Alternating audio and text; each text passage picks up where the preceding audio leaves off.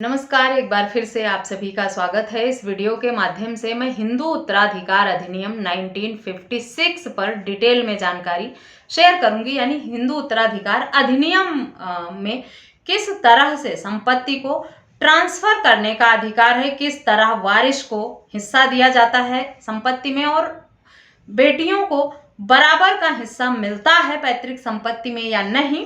इसी टॉपिक पर इस वीडियो में डिटेल में जानकारी मैं आप लोगों के साथ शेयर करूंगी। बहुत सारे लोगों के कमेंट, मैसेज और सवाल आते रहते हैं कि बेटियों को कब हिस्सा मिलता है माता पिता की संपत्ति में, कब नहीं। तो इस वीडियो में शुरू से लेकर 2025 के आए जजमेंट का भी हवाला देकर मैं आपको डिटेल में समझाऊंगी कब बेटियों को पैतृक संपत्ति में बेटे के बराबर हिस्सा मिलता है, कब नहीं मिलता है। पूरी जानकारी पाने के लिए इस वीडियो को अंत तक जरूर देखें। अगर मेरे चैनल पर नए हैं, अब तक सब्सक्राइब नहीं किया है, तो प्लीज सब्सक्राइब करके बेल आइकन को जरूर प्रेस करें ताकि इस तरह की और भी इंफॉर्मेटिव वीडियोस आपको घर बैठे मिलती रहें।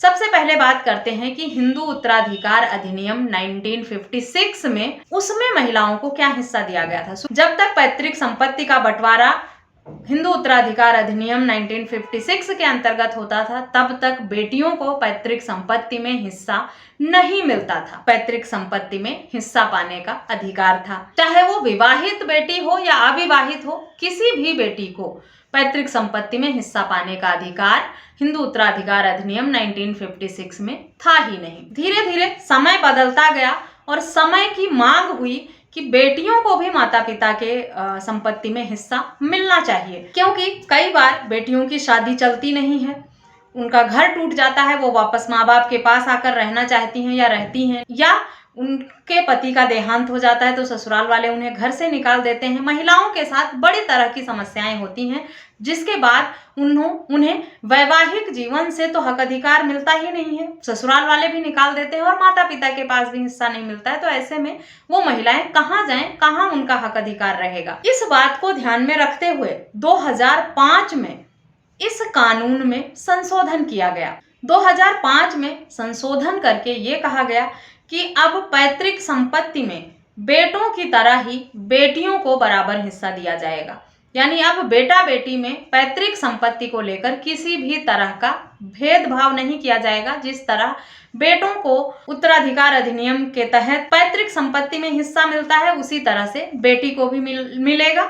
जिसके बाद ये सवाल उठा कि अगर बेटी का जन्म 2005 से पहले हो गया है तो भी क्या हिस्सा ले पाएगी, या संपत्ति का बंटवारा 2005 से पहले हो चुका है या बेच दिया गया है या विल कर दिया गया है तो भी क्या बेटी हिस्सा ले पाएगी। अब इन सारे सवालों का जवाब देने के लिए विनीता शर्मा वर्सेस राकेश शर्मा 2020 के फैसले की ओर चलते हैं और डिटेल में जानते हैं कि 2020 में विनीता शर्मा वर्सेस राकेश शर्मा मामले में क्या फैसला सुनाया गया था सुप्रीम कोर्ट द्वारा। इस जजमेंट में यह कहा गया कि अगर महिला का जन्म 2005 से पहले भी हुआ है तब भी वो पैतृक संपत्ति में बेटों के बराबर ही हिस्सेदार होगी।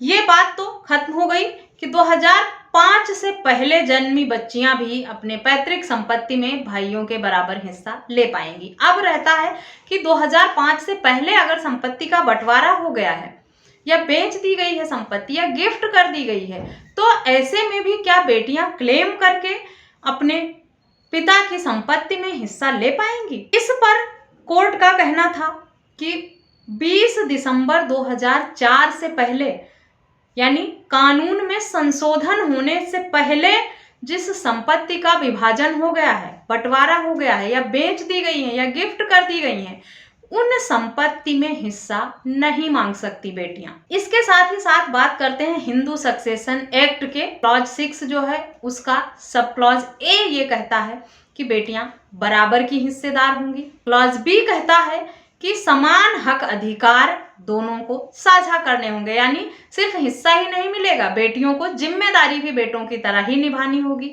लेकिन हिंदू सक्सेशन एक्ट का क्लॉज 5 ये कहता है कि अगर संपत्ति का बंटवारा 20 दिसंबर 2004 से पहले हो गया है तब उसमें अपने हिस्से की मांग बेटियां नहीं कर सकती। यानी कानून में बदलाव होने से पहले, अमेंडमेंट होने से पहले अगर संपत्ति का बंटवारा हो गया है तो हिस्सा नहीं मांग सकती हैं बेटियां, मांगेंगी भी तो मिलेगा नहीं। उसके बाद जब से ये कानून आ गया है उसके बाद से बेटियां अपने फादर की संपत्ति में हिस्सा मांग सकती हैं। यानी कानून अगर 2005 में आया है तो अगर बेटी की शादी 2010-11 में भी हो जाती है और उसके 2015-20 में भी वो अपने फादर से पैतृक संपत्ति में हिस्सा मांगना चाहती है तो वो क्लेम कर सकती है। 2020 दिसंबर 2004 से पहले अगर संपत्ति बेच दी गई है, गिफ्ट कर दी गई है या ट्रांसफर कर दी गई है बंटवारा करके,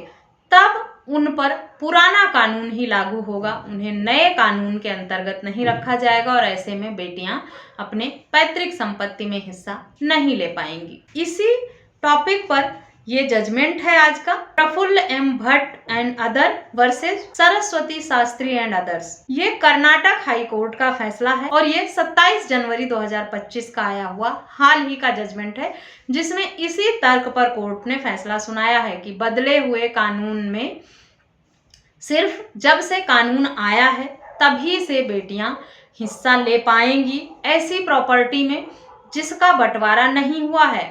कानून में बदलाव आने से पहले अगर बंटवारा हो गया है तब हिस्सा नहीं मांगा जा सकता है, लेकिन बेटियों का जन्म अगर ये प्रावधान आने से पहले, बदलाव आने से पहले हो गया है तो वो हिस्सा मांग सकती हैं। शर्त सिर्फ इतनी है कि संपत्ति का बंटवारा ये कानून आने से पहले नहीं हो जाना चाहिए, चाहे वो गिफ्ट के माध्यम से हो, बंटवारे के माध्यम से हो या सेल डीड के माध्यम से हो। आशा करती हूँ बेटियों के पैतृक संपत्ति को लेकर जो आप लोगों के मन में सवाल था या मुझसे जो सवाल पूछा गया था उसमें कब बेटियों को हिस्सा मिलता है, कब नहीं मिलता है, किस तरह से कानून में बदलाव किया गया है और क्या प्रावधान है वर्तमान में पैतृक संपत्ति में बेटियों के हक अधिकार को लेकर, इस वीडियो के माध्यम से जानकारी मैंने दे दी है। अगर वीडियो सुनने के बाद आपके मन में कुछ सवाल आते हैं तो कमेंट करके या वीडियो में दिए गए व्हाट्सएप नंबर पर आप संपर्क करके मुझसे पूछ भी सकते हैं। वीडियो अच्छी लगी है तो चैनल को सब्सक्राइब करना बिल्कुल भी ना भूलें। इस वीडियो में बस इतना ही, मिलते हैं नेक्स्ट वीडियो में, तब तक के लिए थैंक यू एंड बाय।